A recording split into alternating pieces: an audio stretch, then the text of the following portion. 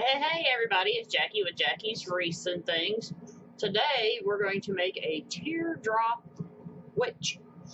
When I talk about a teardrop frame, this is a teardrop work form, but we'll get into that when we put mesh on. So we're going to do things a little bit differently because there is so much that we're going to put into the wreath, and because of the size of the items, we're going to make our bow first and then set it to the side.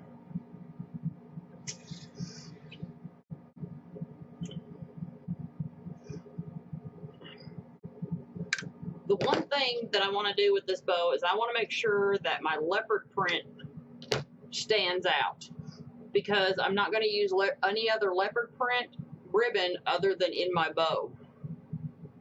And the reason that I'm doing that is because I don't want any of the other leopard print elements that I've chosen to get absorbed into the wreath. So to do that, what I'm going to do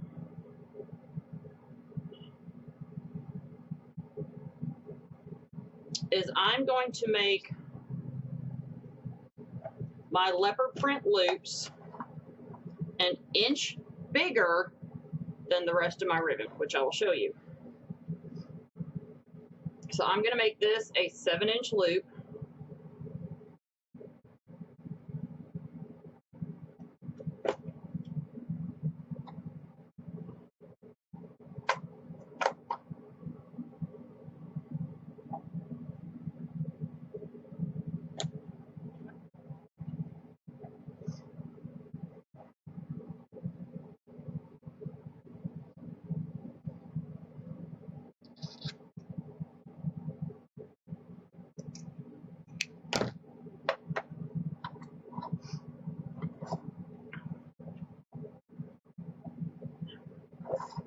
So, oh, I forgot my pipe cleaner. Y'all let me forget my pipe cleaner. Let's wrap this up and put that in there really quick.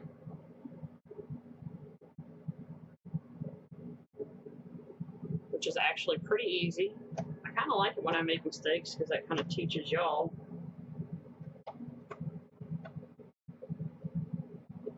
It gives you ideas on how to fix your own.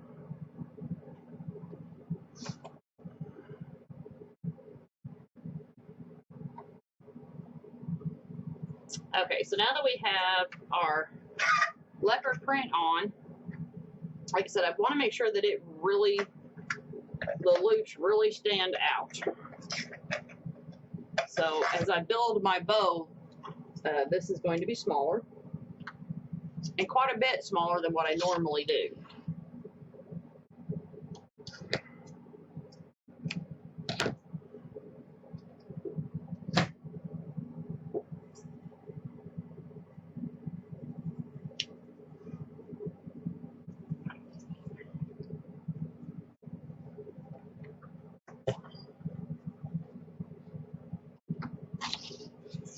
So what I'm going to do is I'm going to take a look and make sure that that leopard print is really sticking out. And yes, it's about an inch smaller.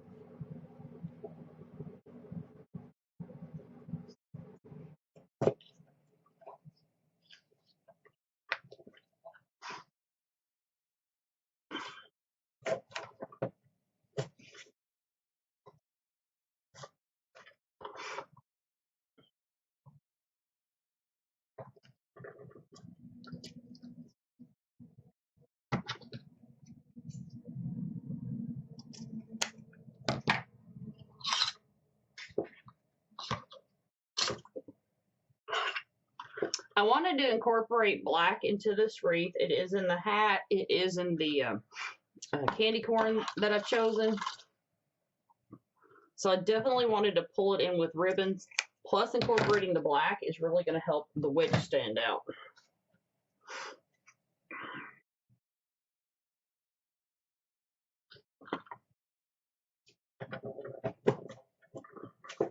So now I'm going to continue build my bow as I normally would, making my loops about a ½ inch smaller as I go.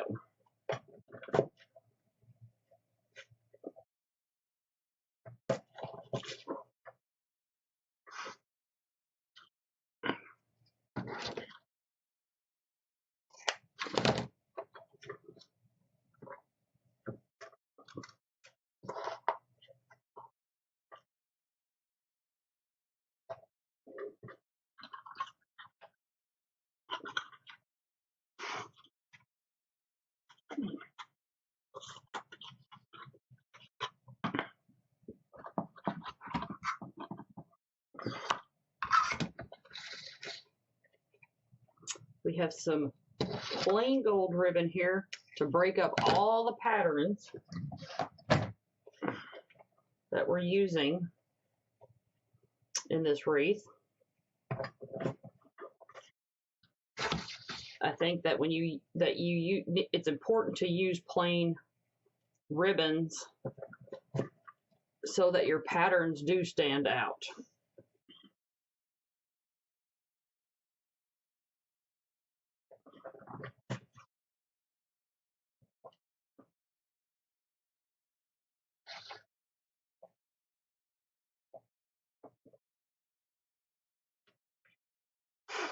And I'm going to do a couple loops of this gold.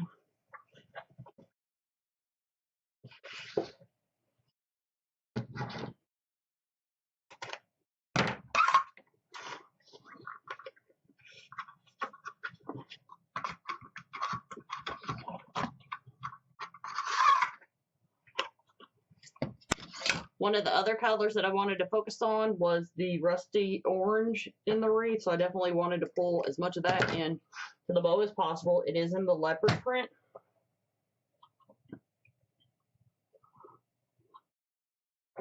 So I kind of think if I had to call this something as a theme, I think I would call it a little bit of rustic glam, because why not?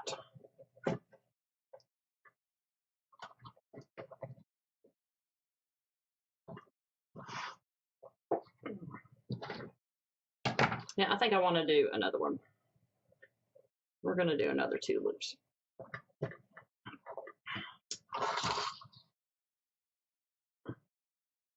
Just to put more of that orange rustic, that orange rust color in to make our witch stand out more.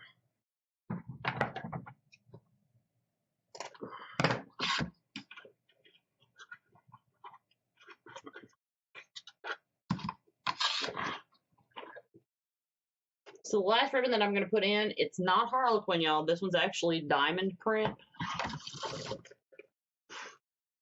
But going to bring that black and gold back to the top.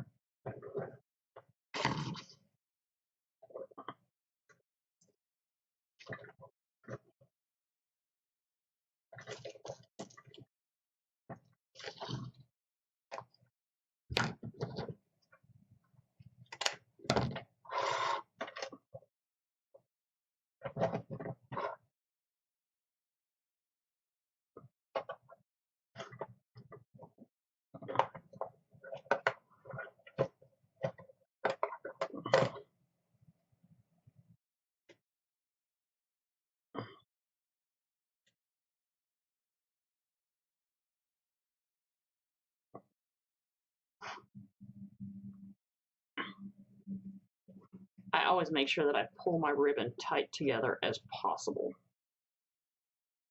All right, so that's going to be our bow. I'm going to set this to the side. So now we can start working on the foundation for our frame. Laying our mesh on a teardrop frame is quite a bit different than doing it on a normal frame.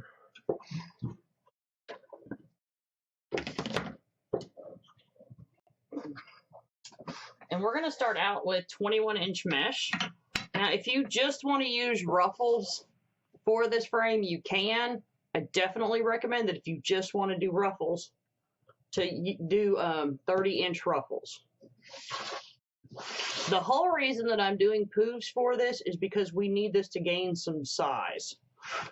Poofs actually cause a wreath to gain some size. With this frame, there's a couple of little things that you need to do to it first before you get started putting your mesh on. One of those things that I found out that you need to do to this frame before you start putting your mesh on is this tie right here is on this center pole. It goes up and down. So what I'm going to do to stop that is I'm just going to pull one of my ties up and around so that when I bring my mesh through, it will tie it better to the frame. The same thing is happening up here at the top tip. Once again, it's on this center pole, which causes it to slide up and down To prevent that, I'm just going to bring one of my ties up and through so that when I come around with my mesh and tie it, it will stop that. Putting mesh on this frame is a little bit different, but it really, once you do it one time, you'll remember.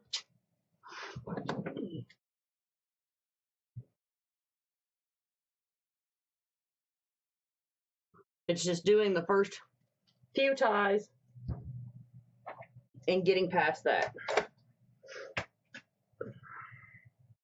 I'm going to start over here. Notice that I've got my point. I guess it doesn't matter which way it faces.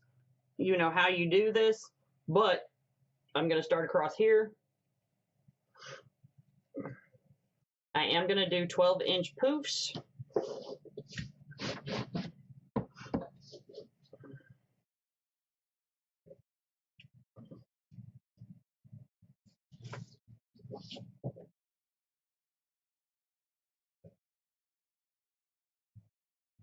And I'm coming across the center first.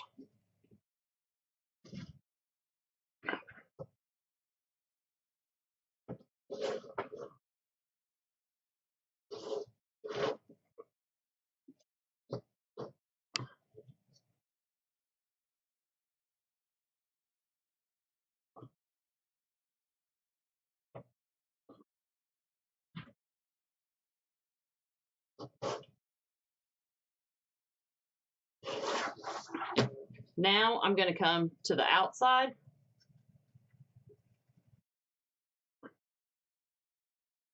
And I'm going to start going around the top of the frame, just like I would normally on any other work form.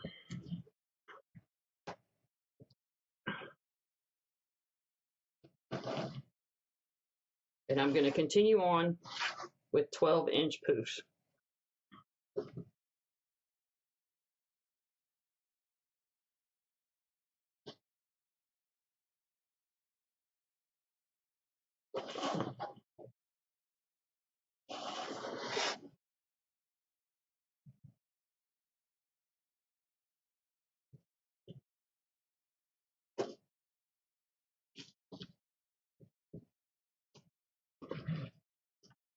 One of the disadvantages to these frames, and it sometimes is an advantage, is the cross members on the frames. Sometimes you need things to sink into your wreath a little bit, and sometimes you don't. But the disadvantage is that sometimes when you do need the thing, it prevents that. So think about that before you use this frame, exactly what the outcome you want with your wreath attachment.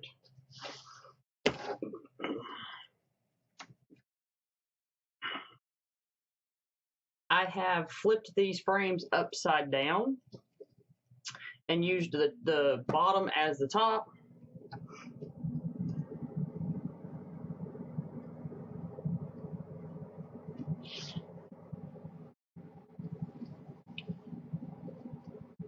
And I did that because it fit the wreath attachment so much better to do that.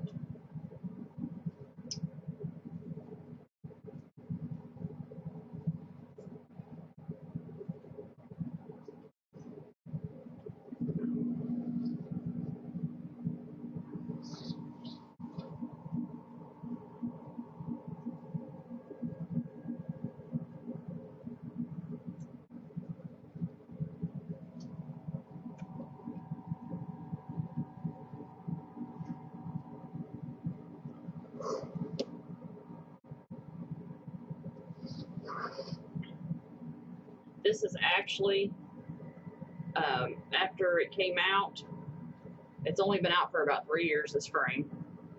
After it came out, it quickly became one of my favorites.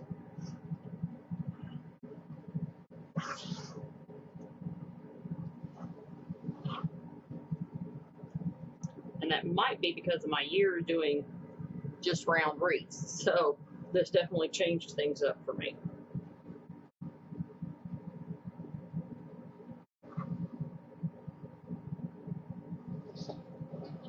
So we're back on the outer edge where we started.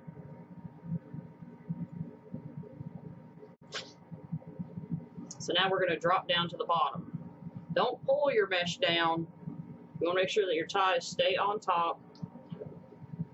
So I always give a little bit of slack, make sure there's a little bit of push so my ties stay on top. And now we're going to go around the bottom. The reason I go from top to bottom is so that my mesh doesn't snag across itself getting to the top. Some mesh has a tendency to be pretty snaggy. If you're having to cross over it, you're snagging a lot. And then you're having to push your mesh back while you do it.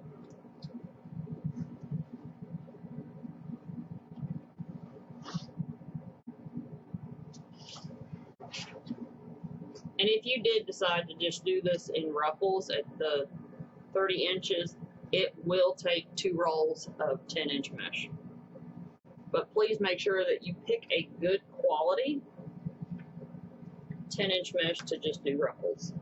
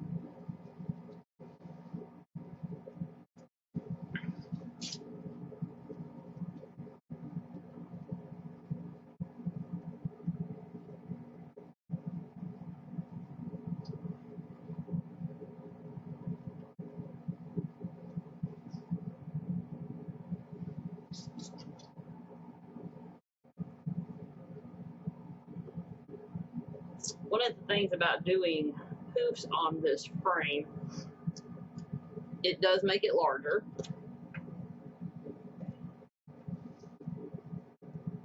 And the frame does lose its shape, which is why we're definitely going to go back in with ruffles.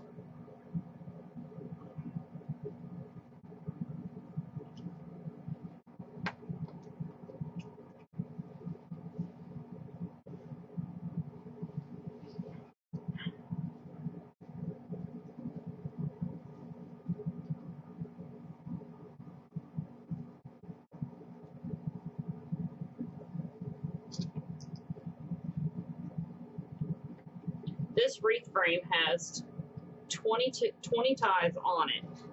2 of the ties we only use while putting the mesh on. After that, you can clip them off.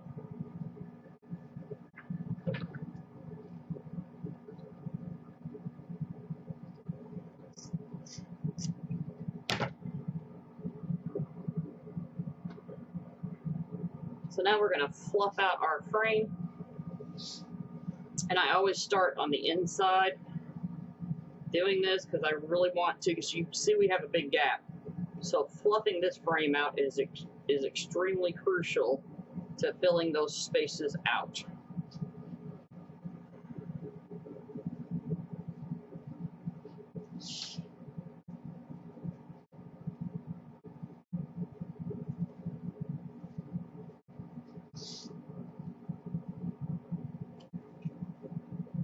And you really want to make sure that your mesh is pushing to the center.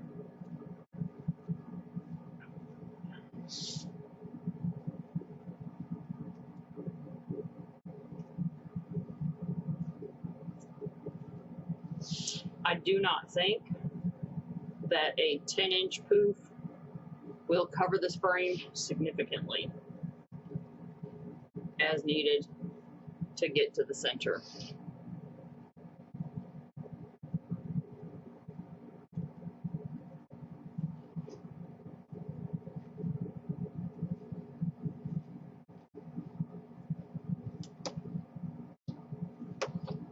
So now I'm coming back around to the bottom to pull my poofs apart.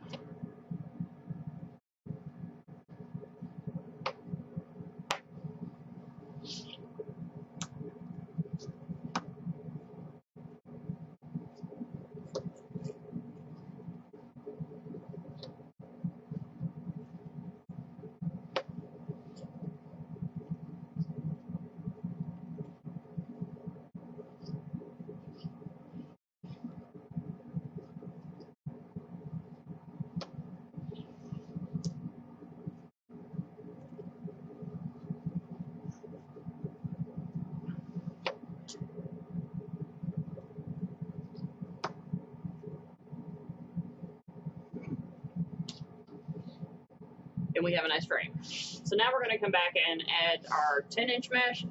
I cut this 25 inches long. And the reason I cut this 25 inches long is because I wanted more of the rust orange to show through. So I wanted a really good ruffle. We're going to start directly on those 2 ties that are irrelevant because we want our mesh to lay flat over those 2 spots. So I'm going to flip this over and we're going to go ahead and do these and get them out of our way, and then we'll start working on the bottom.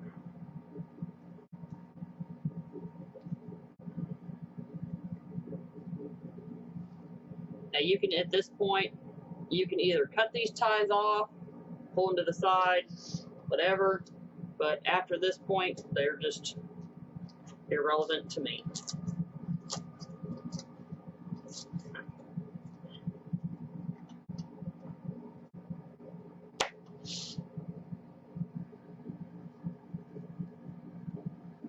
They're really too close together to add ribbon, and they're more of just a way to get the mesh on the frame. So I'm going to make sure that those 2 overlap and flatten that out. And we're going to start working on the bottom now. Now this is jute mesh that I'm using.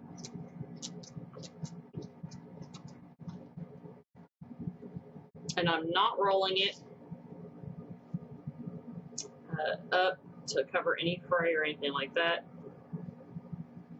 This is a fall wreath with a little bit of glam. So if this frays a little bit, it'll add to the charm.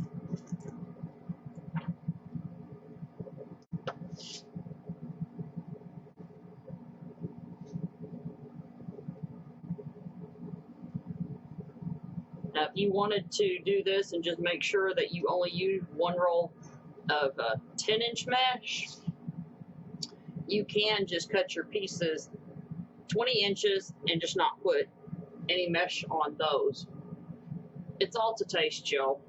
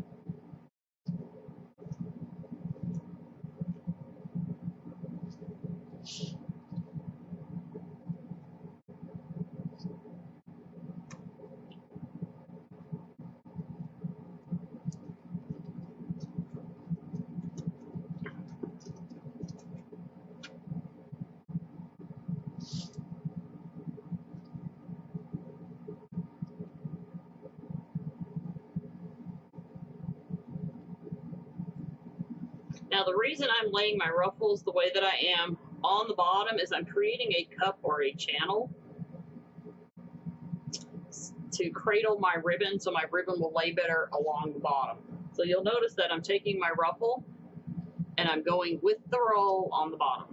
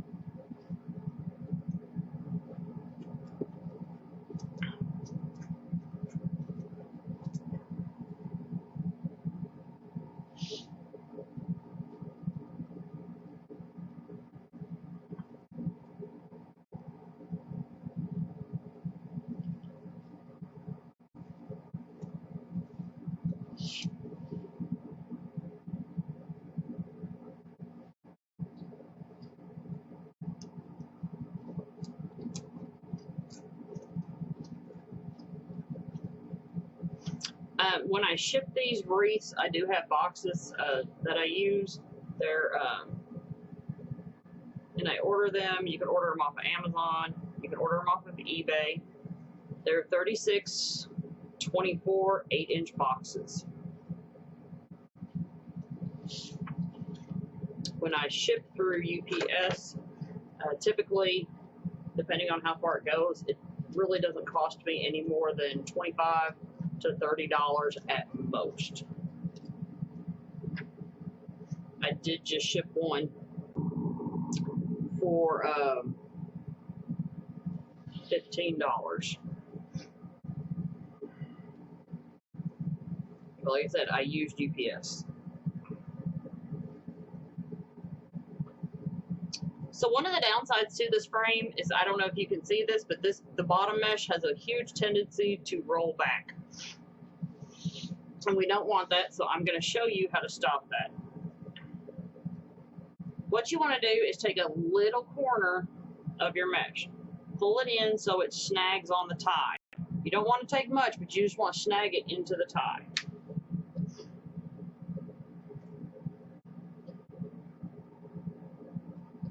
Now I'm flipping my mesh over on the top so that it will lay flatter and my ribbon will lay better. I don't want my mesh to cup up.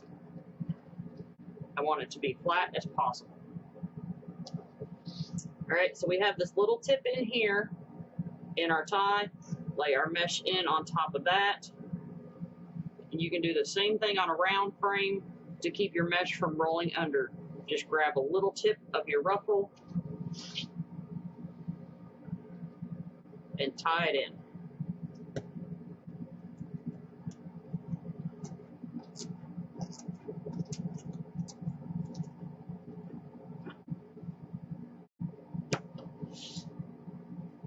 Do it again. So from the bottom, I'm going to take just a little tip. Not much, y'all. Doesn't take much.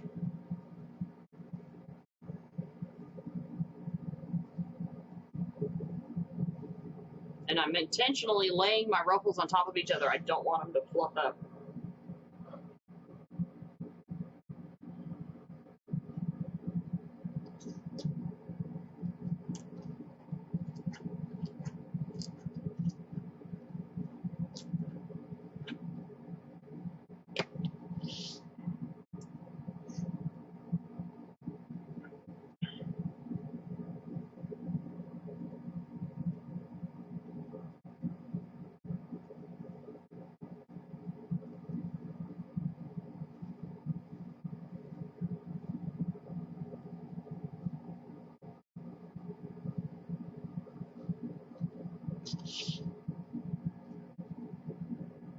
So some ask, why would I do poofs and ruffles?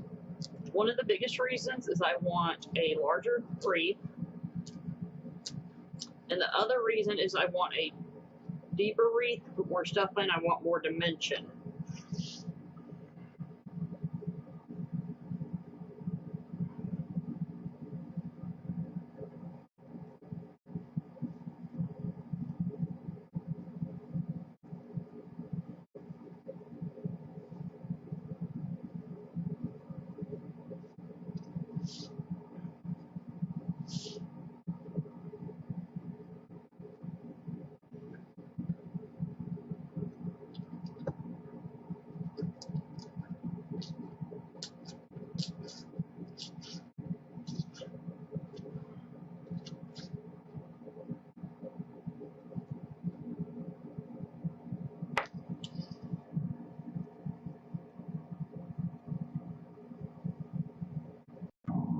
I'm still grabbing a little corner as I go.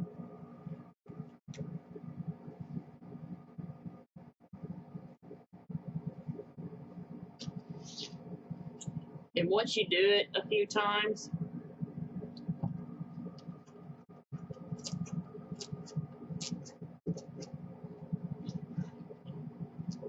you might be able to do it one-handed like me, because all you're trying to do, y'all, is snag in a little corner. It'll snag on your ties.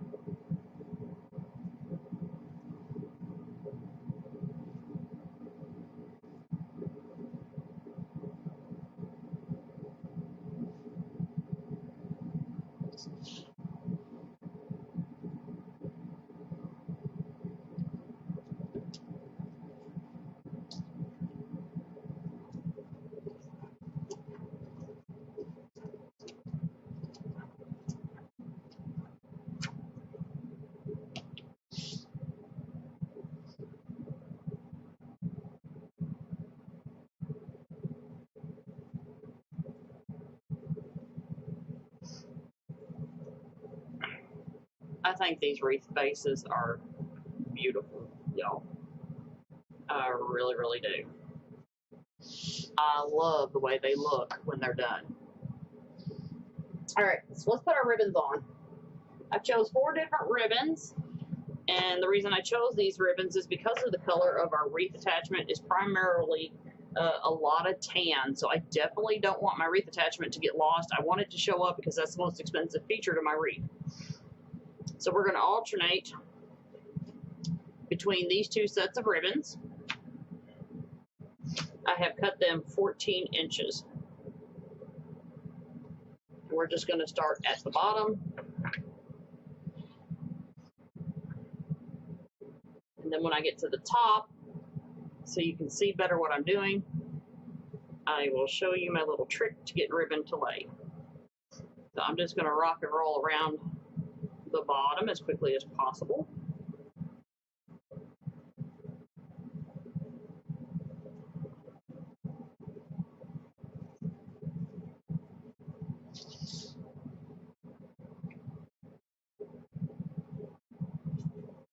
Now I cut 9 of each color that I chose.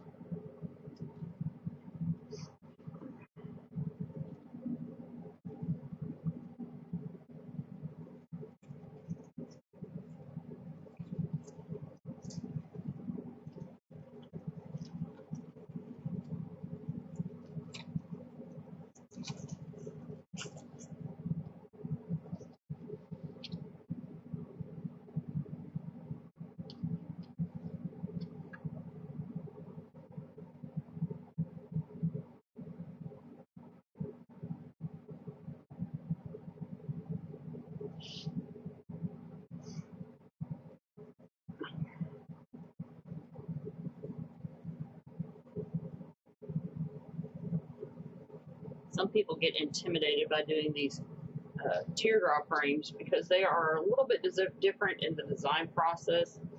I hope that this will help encourage you to try to do one.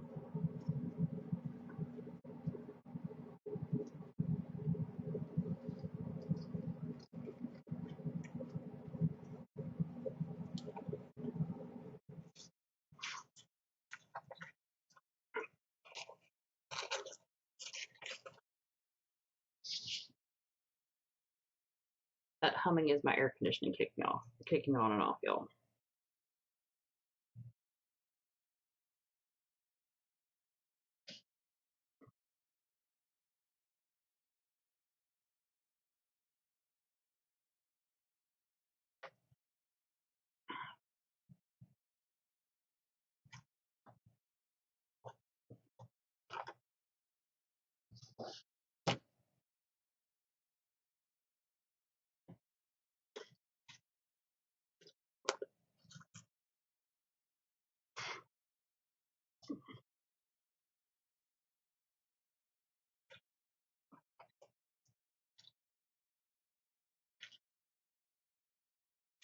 And you don't have to alternate your ribbons like I do. You can use 18 of the same ones if that's what you want to do. I just really like to alternate the patterns.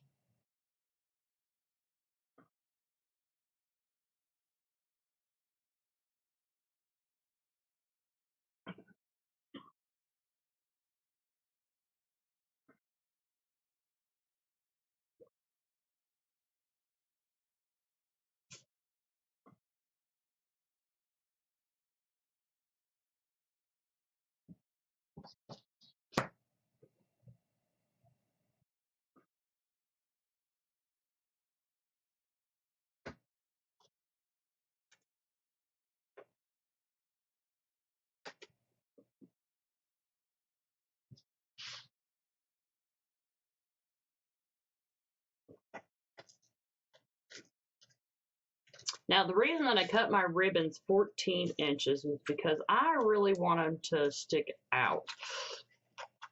If I was doing just a straight up ruffle, I would only cut my ribbon 12 inches because that's all it really needs to be when you're doing just a ruffle.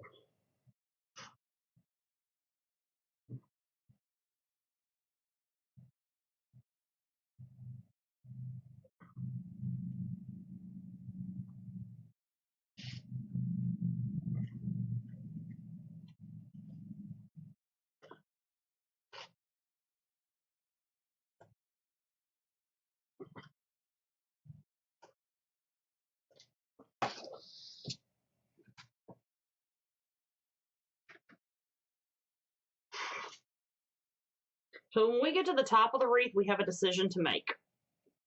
And it's actually a pretty important decision because of how this frame is designed.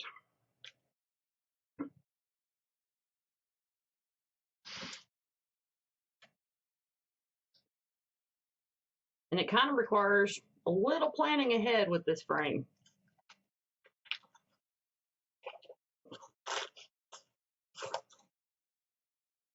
One of the downsides to this frame is that no matter what you do, unless you make it intentional, there's a point. This is the point of it right here. This is the tip. Okay. You have a tie here and a tie here, and these two ribbons are going to line up. You kind of have to decide at this point, do you want the same identical set to line up, or do you want it different? So if you want it different, you need to make sure that you start putting your ribbons on here. Now, because this is the tip of the wreath, and I don't know, you know, it's like if you don't know if you're going to cover it up, I say go ahead and make it different. That way the two ribbons lining up aren't the focal point.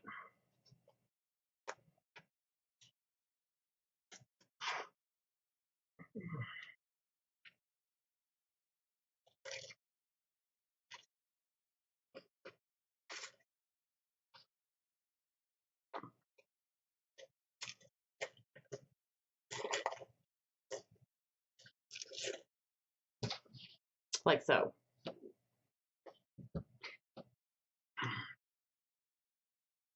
The other reason for that, y'all, is because there's a left to right. So on your left to right, it's a balance also. Notice how on your left to right, there's this one and this one. So even on my left to right, I don't want these two ribbons to line up again. So that's why I put my ribbons on this way. The only way to avoid having your ribbons not line up and worry about that is just to use all the same ribbon all the way around.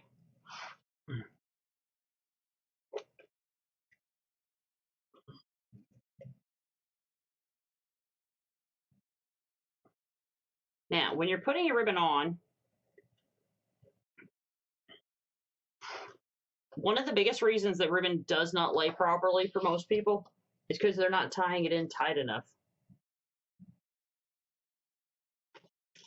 So what I do is I put my two ribbons together. I don't fold them over and pinch. Don't do that. Okay? What ends up happening when you're pinch, you're putting a crease in there that you don't want. And that's why I take my finger and just roll it and make my pinch. That's my pinch.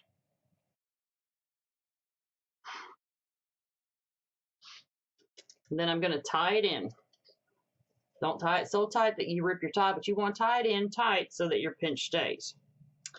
Then what happens, you notice how my ribbon's sticking up. Well, I want it to come down.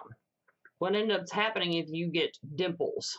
So that's why I'm underneath the ribbon and I'm popping that dimple up. And I'm popping that dimple up. So now that my ribbon lays down and nice. And then I'm going to pull them apart.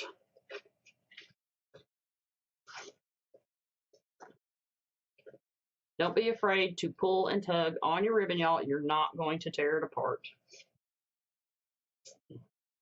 And if you do tear it apart, it's better that it happened to you than on your customer when they're trying to fluff the wreath. I always view those kind of things as a good sign that is something that I needed to know before shipping a wreath out. Basically, be your own product tester, y'all. Now, as I come around the top, notice my ribbons are starting to match up, and guess what? I'm okay with that. And the reason I'm okay with that is because the witch hat is going to cover this up.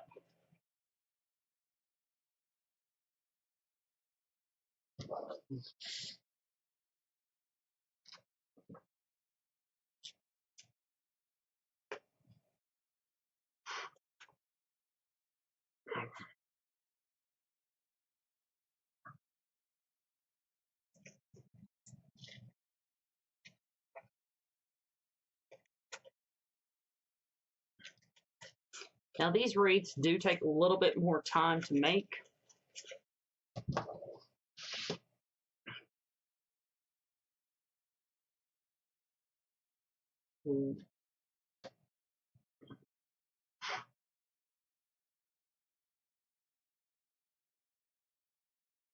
But I really love the outcome.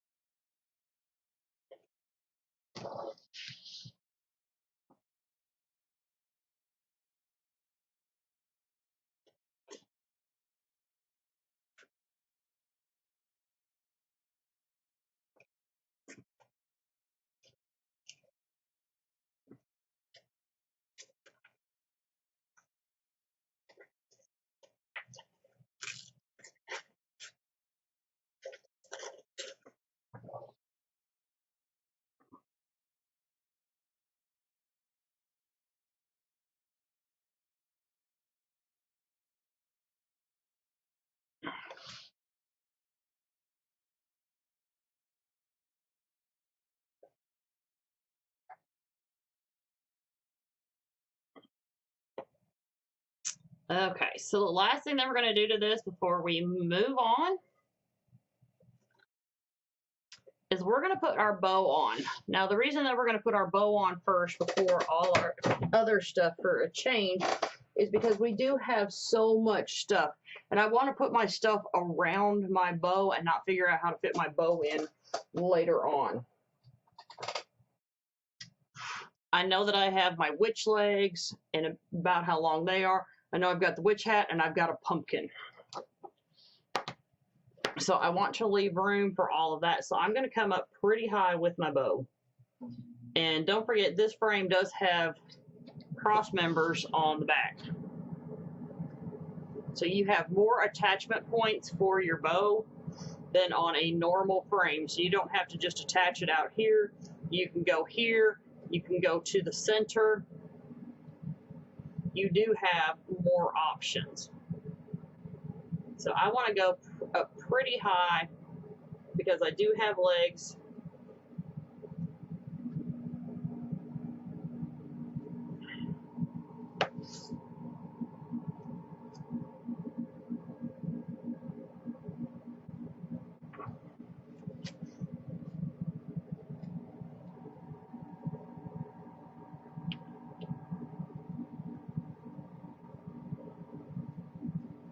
And because my pipe cleaners are so long, and I'll flip it over to show you, I'm going to go between I'm going to use two of the posts, and I'll flip this over and show you as soon as I get my pipe cleaners on there. I don't want to go to the right side. I don't want to go to the middle. I kind of go in between the two.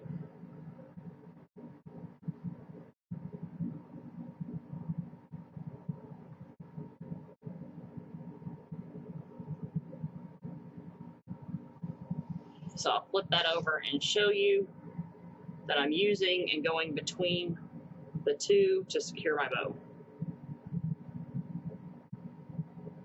And then my leftover pipe cleaner, I'm just going to use to wrap.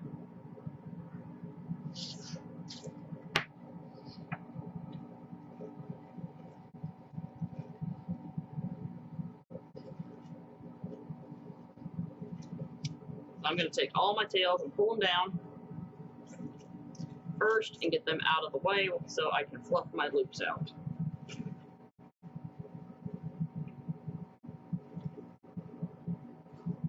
Now sometimes I like to pull some of my tails in and up like you would with a terry bow.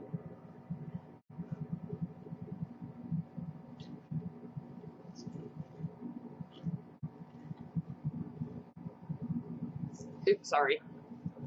Didn't realize I pulled it too far back, y'all.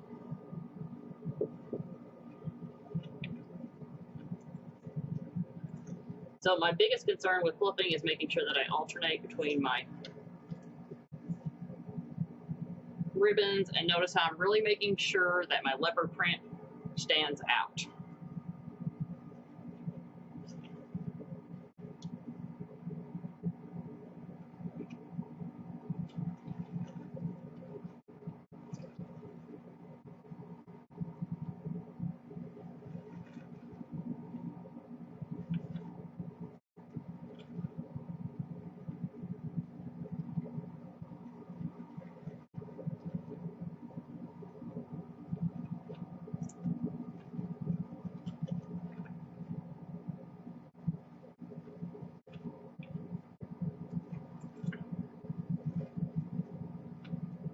Now here's one of the biggest reasons that I will pull my tails up is that I want a little bit more black right in here.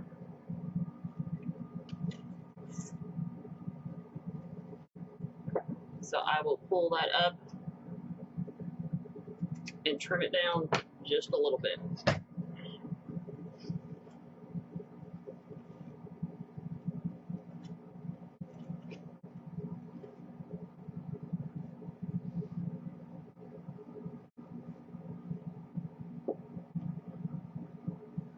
Even your tails on your bow need attention, because I'm going to pull those up and roll them up and fluff them up just like I would my loops.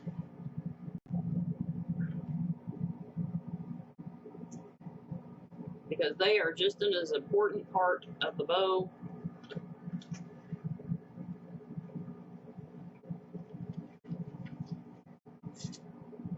And they need TLC as well.